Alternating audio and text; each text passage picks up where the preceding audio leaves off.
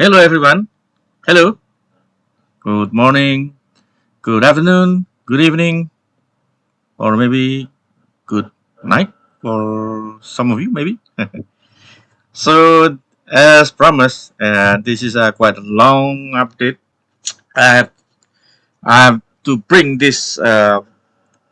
It should be last month, but now I got the chance to really present this about me. Let's call it about me version 2, and I will make this video as well as the front video on my channel.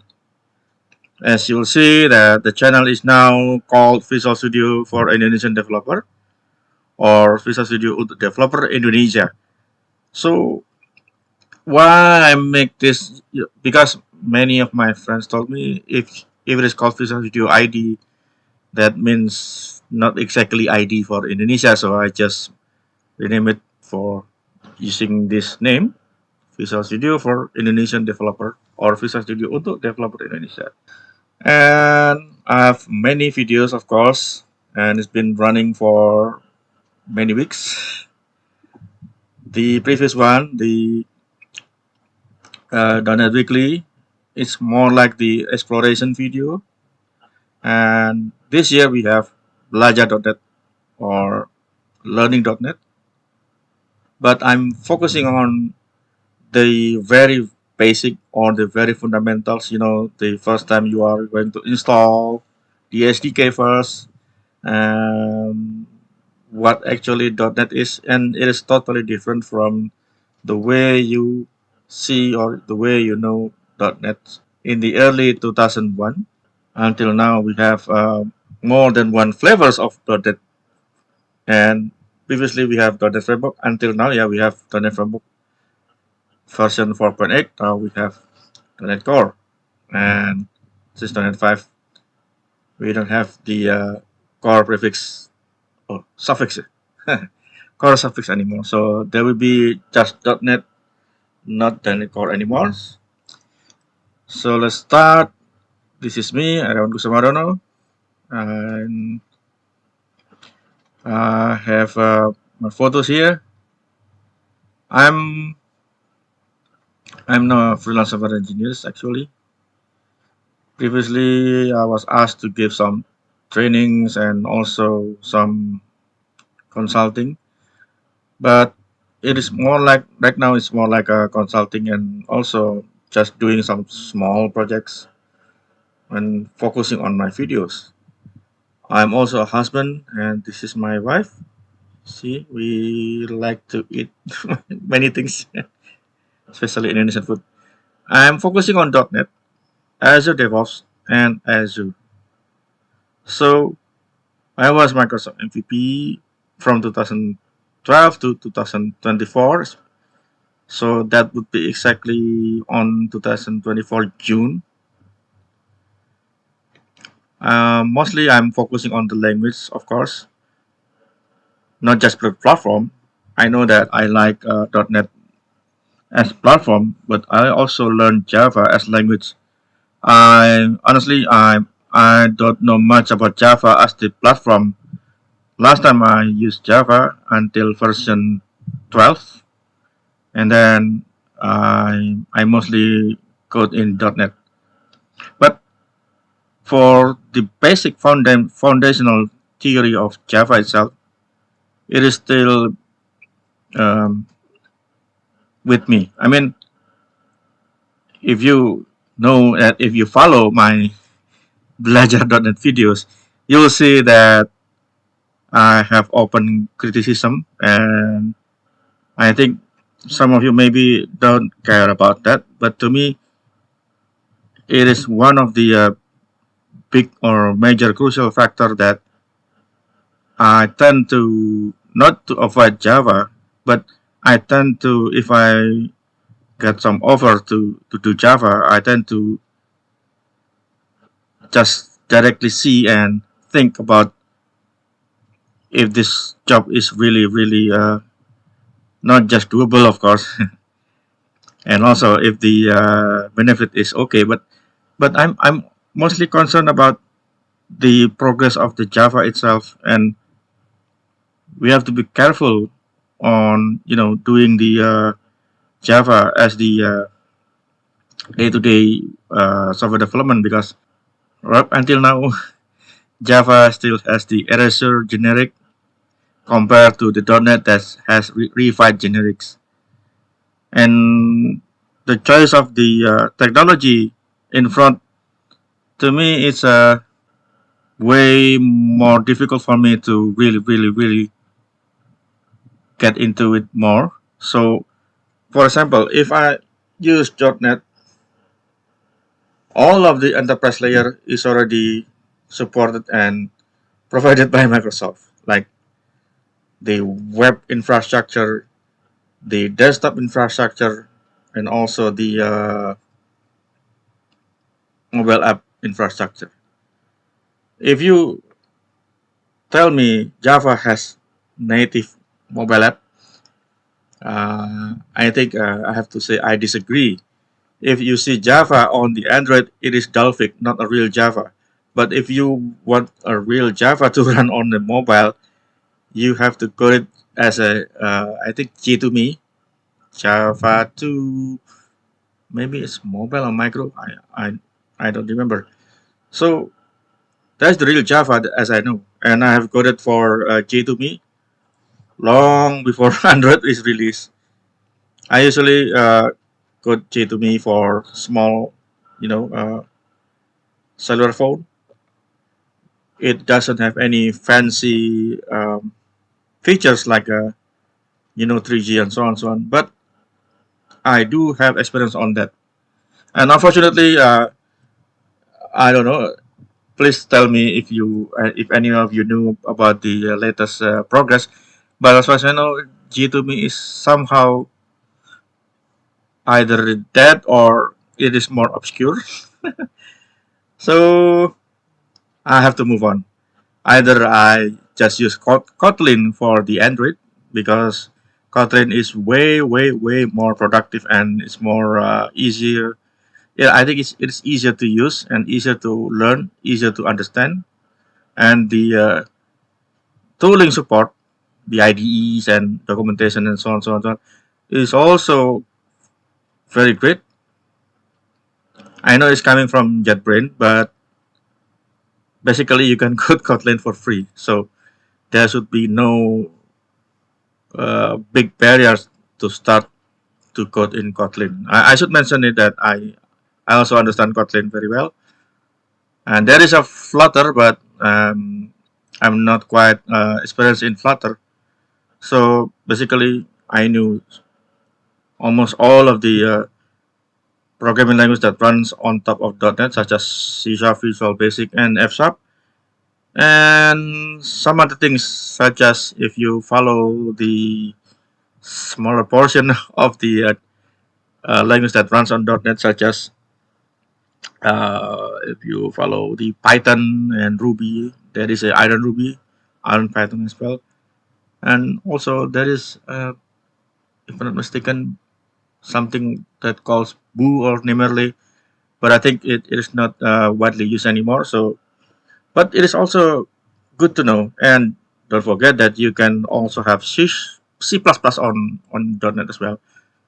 So that is my experience and knowledge and the language that I know. So for Java, unfortunately, I mostly know until Java 12. And you know that we now have Java 17, even Java 20.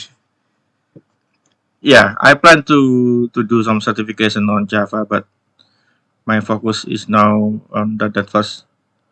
And about .NET, I actually adopted .NET since the initial release of .NET in the Visual Studio .NET in 2002. But actually, before that, I have the chance to try at the beta version. So way before 2002. It's about early 2001 or late 2000. So I get the chance to really what's going on. What is .NET anyway? At that time, it is not yet called .NET. I think it's Arrowhead or something. And then we have .NET, and now The rest is history. Everything everywhere is like almost every kinds of application is also running on .NET. Based on my love on .NET, I started to make some feedbacks and many things, and that's also the part of why I got the MVP award. And then I start to contribute on .NET repo. You know, the open source repo of .NET, not the .NET framework, but the .NET that it was previously called the .NET repo, .NET Core repo. And also, I often volunteer as the active member on .NET Foundation, focusing on the project onboarding. So if you have a open source project and you want to have some support on the infrastructure for the OSS project itself, like maybe if you want to have some CI/CD support or maybe some signing on your assemblies, you know, the code signing, you can contact me through either LinkedIn or if you know my email, please bring me or feel free to email me as well. And then this is the updated about Eriawan. So I'm now MVP again since May 2025. I've been freelance in since June. I should mention this. Now I'm focusing more on the consulting and the having a teaching or giving knowledge about the best practice itself. I'm still focusing on .NET and Azure DevOps, but also I'm also well aware that if you have any kinds of tool, not just Azure DevOps, maybe you have a you know that we have GitLab or something else like what is the product from? Yeah, I think there is a one from AWS that I know, and also GitHub Action as well.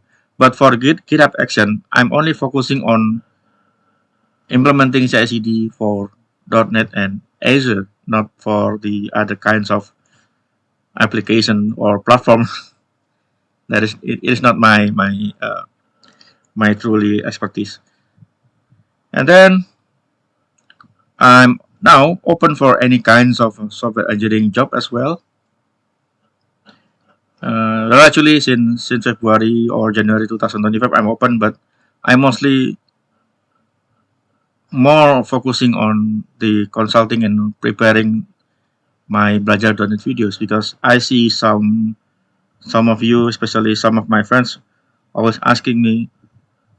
The point is having a real learning videos, not the exploration videos that I previously had in last year. So thanks to them, I finally got the chance to deliver those kind of videos in belajar.net.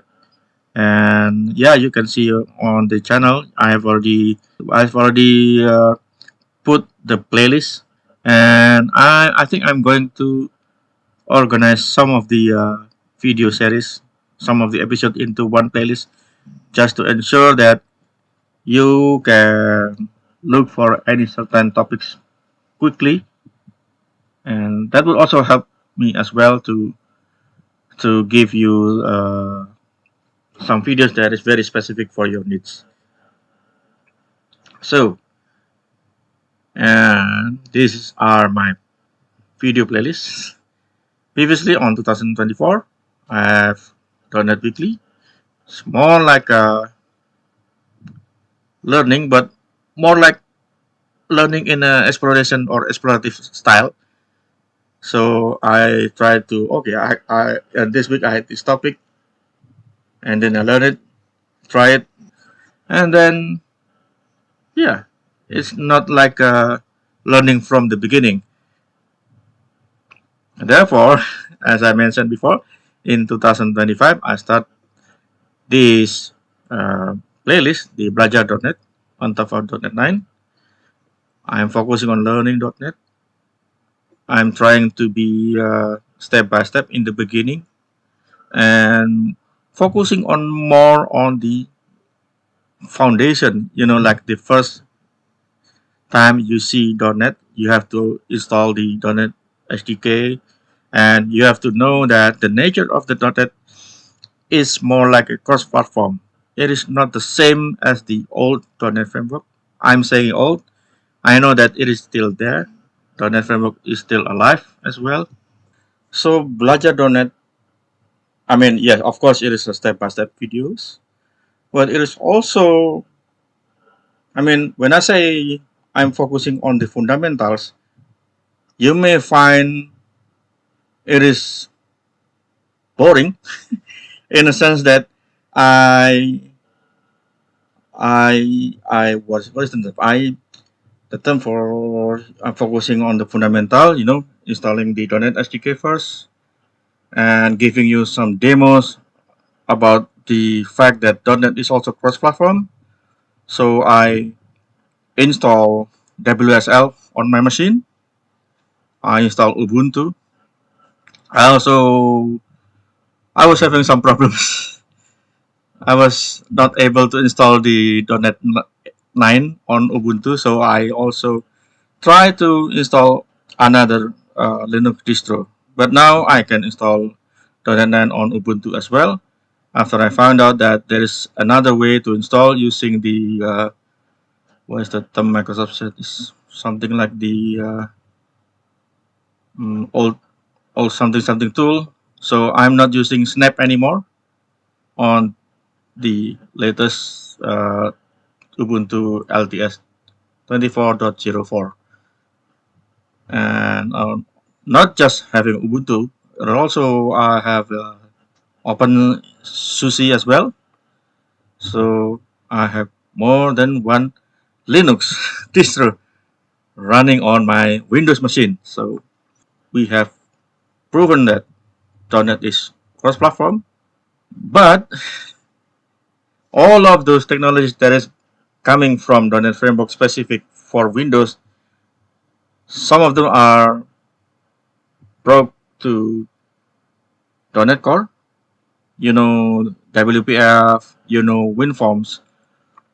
Those two kinds of desktop app are still running on Windows, but they are using .NET Core, especially .NET 5 and later. I'm putting the emphasis on .NET 5 because previously you'll see that there is support for WPF and WinForms since .NET Core 3.0, but that kind of support has too many differences, and honestly, I'm not recommending you to use .NET Core 3.0 for full Windows development, especially if you are going to migrate some of the code to .NET Core 3.0. It is very hard, honestly. It was very hard to migrate. But since .NET 5.0, we have a new TFM that describes exactly what's going on and to really, really differentiate. Okay, if I have this project that is using WPF or WinForms, I have TFM of the .NET version dash the operating system. So you will have net 8.0 net 8.0 dash Windows, net 9.0 dash Windows, and we are going to have the upcoming .NET 10, and you will have net 10.0 dash Windows, and that's it. And unfortunately, I have to also tell you that starting from .NET 8.0, .NET will not have support for Windows 7, Windows 8, Windows 8.1, and the early version of Windows 10. So right now, especially in .NET 9, the recommended supported Windows version is Windows 10. I think 21H1 or 21H2, and of course Windows 11 is always supported.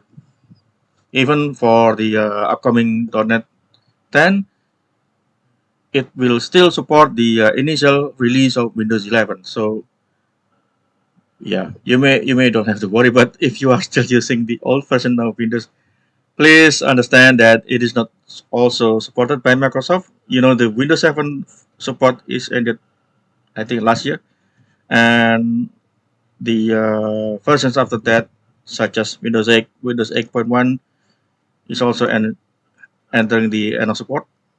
And I think the whole Windows 10 support is also ended this year, if I'm not mistaken. So, and I'm afraid that some of the initial version of Windows 11 will be end of support as well, but I don't want to make a hard fact on that first. But at least to me personally, Windows 11 is still safe to have .NET 9 and also the upcoming .NET 10 this year. Okay, now that you know these two main videos I already have on my channel, then I'll tell you what else do I have. But let me continue this. So if you want to know more about some things in .NET, and honestly, I don't know many things all about .NET.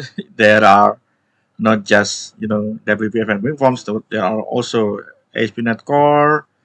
You'll see that there are also .NET MAUI and many things. There is also IoT, but these four are my main focus and my expertise. So if you have any questions about .NET SDK, .NET tooling, that includes also the NuGet and restoring the NuGet packages, the NuGet packages itself.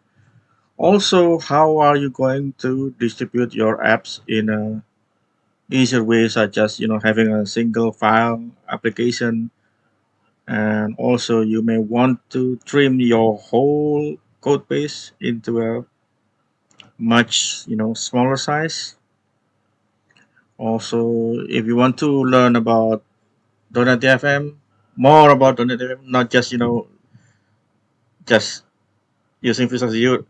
The point is when you are doing some migration, even from .NET Framework to .NET Core, especially if you want to ensure that you have the most compatible support, you have to know .NET FM. There is also .NET FM for .NET Framework.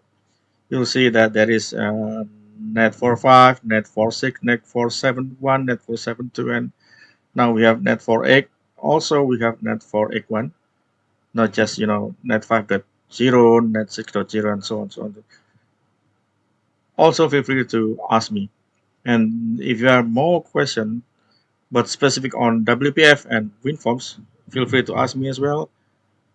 Especially if you want to know why I still use WPF and WinForms.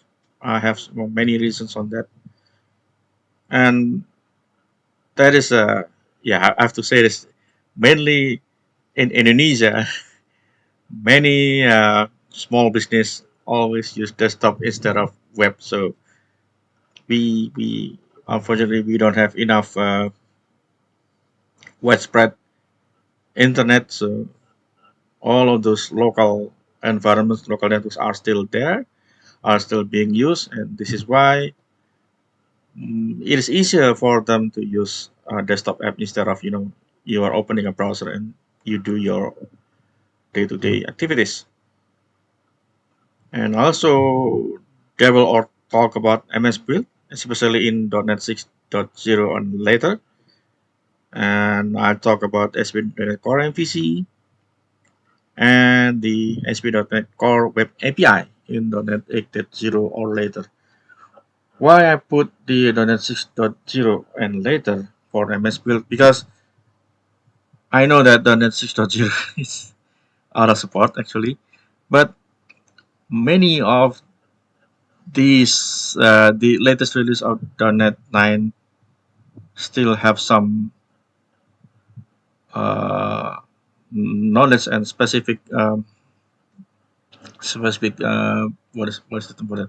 Specific features that goes way before the .NET 9, and There is the MS Build since .NET 6.0, or maybe I should say I will mention about .NET 5.0 as well, because MS Build and TFM and also the Nuket Restore has somehow tight integration, not just how you are interpreting the TFM, but also that defines how MS Build will behave, knowing that I mentioned about the SDK, right? The project itself is different. We have directly can see the source code of the project. If you have SESPROT or VBPROT or FSPROT for SafeSharp, you'll see that. Also, you can see on my video as well. When I click the project name on Visual Studio, you will see the source code directly. So that's it. Feel free to talk to me or ping me about these 4 points. I have certification related to that. I have a WPF on 23.5. I know it's very long, but it is a way for me to ensure that I really understand WPF. And I also have a CISA fundamentals, Azure fundamentals, Azure data fundamentals, Azure AI fundamentals, and also GitHub Foundation certificate. The Microsoft CISA fundamentals is the only one that is not certified by the normal flow. So I get this certificate from I think freelearning.org. I will tell you later. So this is outside the normal Prometric or View certification. The others are the normal way, because Microsoft Suite Fundamental is not provided by Microsoft Learn, so there is no uh, way to register for this kind of certification as well.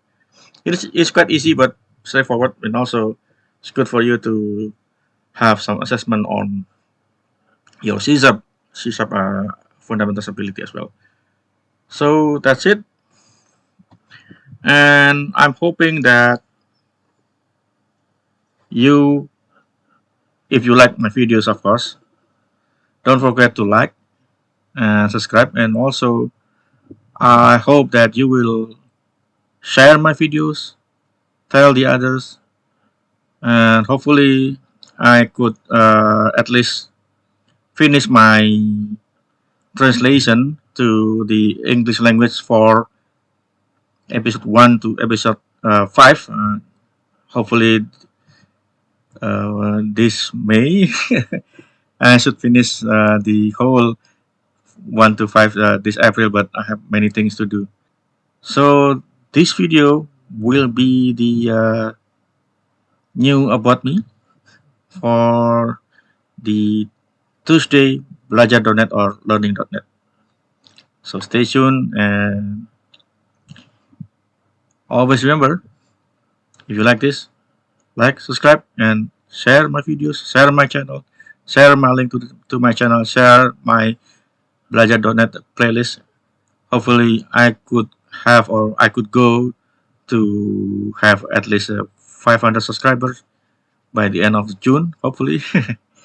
But I'm not really concerning about how many subscribers do I have, because I'm more focusing on sharing my knowledge. So feel free to share my videos, and don't forget, coding is happiness.